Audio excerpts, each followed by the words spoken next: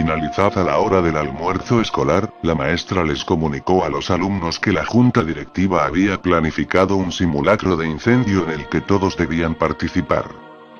Poco después sonó la alarma y los alumnos salieron para reunirse en el patio.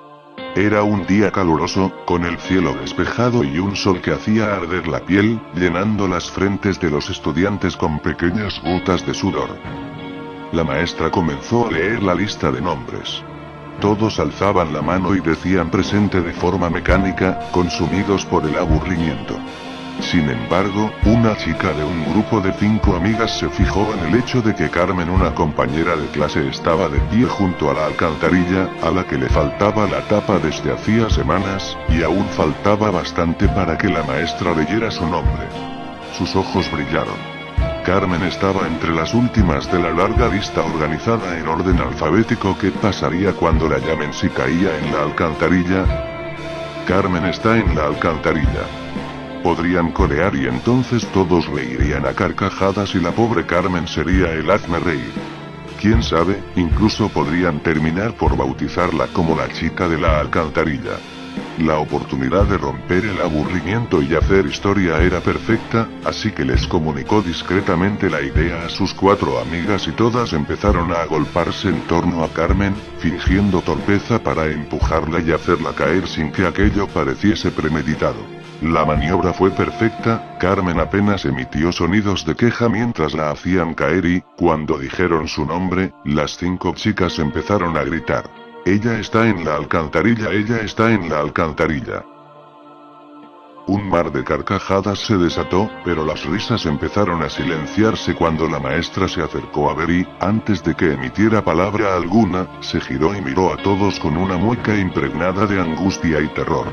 La situación no inspiraba risa alguna. Carmen había caído de cabeza en el hueco y al aterrizar su cabeza se había torcido hacia un lado en una posición totalmente imposible, su cara casi sin piel después de haberse raspado contra las paredes de la alcantarilla en la caída y una mueca espantosa como si hubiera tratado de gritar y no hubiese tenido el tiempo suficiente. La sangre se dispersaba en un charco que se mezclaba con el excremento húmedo y maloliente que impregnaba todo su cuerpo. Las 5 chicas se acercaron a ver. Una lágrima asomó tímidamente en la mejilla de la autora de la broma mientras sus ojos atónitos contemplaban como una gorda cucaracha yacía sobre lo que alguna vez fue el rostro de Carmen, moviendo sus antenas como para ver si todo estaba bien. Pero nada estaba bien, y ella y cada una de sus amigas se sintieron como uno de esos repulsivos insectos cuando la policía vino y determinó que Carmen tenía el cuello roto y estaba muerta. Según dijeron, al caer Carmen se golpeó con las escaleras metálicas, de tal forma que perdió la cara y después se rompió el cuello al estrellarse contra el cemento.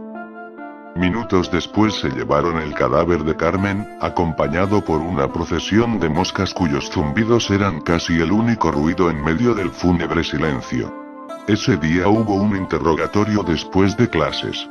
Todos debían ir. En el interrogatorio las 5 chicas dijeron que fue un accidente y que ellas fueron testigos.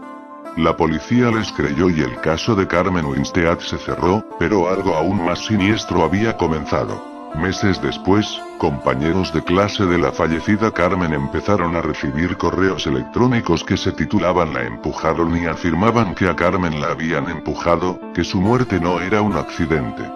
También, los correos decían que los culpables debían asumir la responsabilidad del crimen, pues de lo contrario habría terribles consecuencias. La mayoría pensó que los correos eran una farsa elaborada por alguien que quería divertirse causando temor, pero otros no estaban tan seguros. Transcurridos unos pocos días tras la cadena de correos, la chica que ideó el plan para ridiculizar a Carmen estaba bañándose cuando de pronto oyó una extraña risa.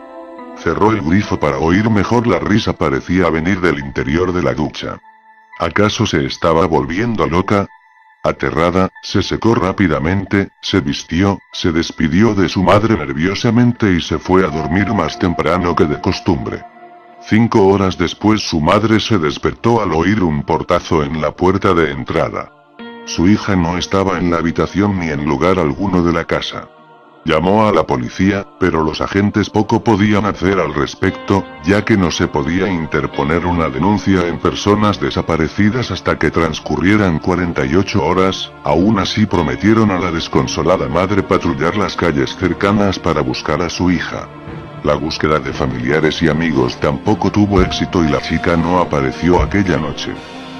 La mañana siguiente, mientras el conserje del colegio limpiaba las hojas secas del patio, se encontró que la tapa de la alcantarilla que habían vuelto a colocar después de producirse la trágica muerte de Carmen, había sido levantada y apartada a un lado.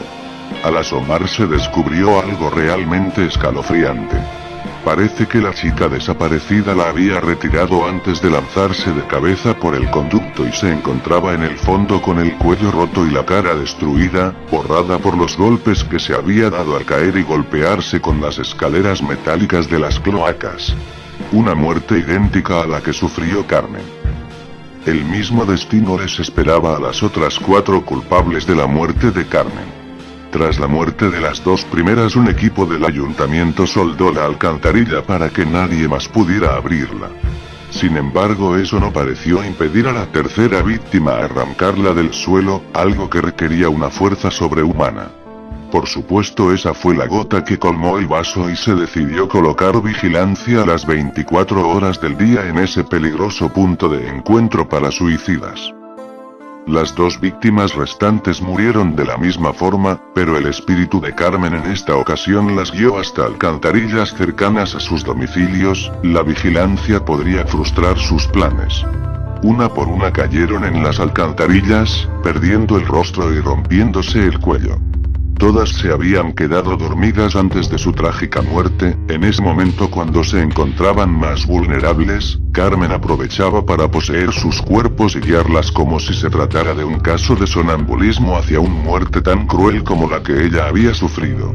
Un destino cruel porque podían sentir todo lo que ocurría pero no tenían control sobre su cuerpo. Pero la cadena de muertes no se detuvo ahí, ya que posteriormente otros compañeros de clase de Carmen también fueron encontrados muertos en distintas alcantarillas, con el cuello roto y el rostro anulado. Ellos y ellas también se habían dormido antes de aparecer muertos. Resultaba muy inquietante pensar que todos esos otros compañeros muertos no habían creído en los correos electrónicos que afirmaban que Carmen fue empujada. ¿Acaso el espíritu de Carmen se estaba vengando? ¿Podría eso explicar muertes tan extrañas en las que no se entendía cómo diablos los cuerpos habían ido a parar a la alcantarilla sin que nadie advirtiese con claridad el rumbo que las víctimas tomaban antes de ser asesinadas?